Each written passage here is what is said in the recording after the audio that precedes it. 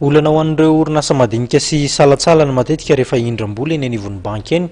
ny antoka izay takin'ny banky amin'izy ireo nisan'ny manome fahafampo ho an'ireny orinasa madinika sy salatsalana ireny ny solidis garantie izay efa nisy hatrany amin'ny orinasa 103 tany no nahazo tombony tamin'ny tolotra nomena izy ireo. Solidis zany a fonds de garantie agréé par ny CSBF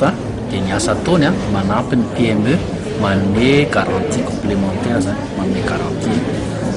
caution mamenay a ahafahan'le PME ireo a mahazo vola any amin'ny banky. Tena marina mankony a matetika zany a ny banky a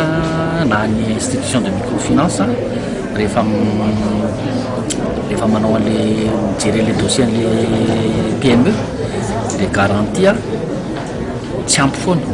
dia zay zany le mitondra le garantie fanampiny zay ahafahany zareo mahazo vola mamindram-bola moa zany ny garantie ny solidis a caution zany le miendry caution dia zay lazainao zay mihitsy a eo amin'ny 5,100 le vola indramina zany no amenay a amin'ny ankapobeny 5,100 eo arakaraka le zavatra atao moa fa 5,100 eo amin'ny ankapobeny eo amin'ny 3600 entreprise eo zao PME eo efa nampiany solidis amin'izao.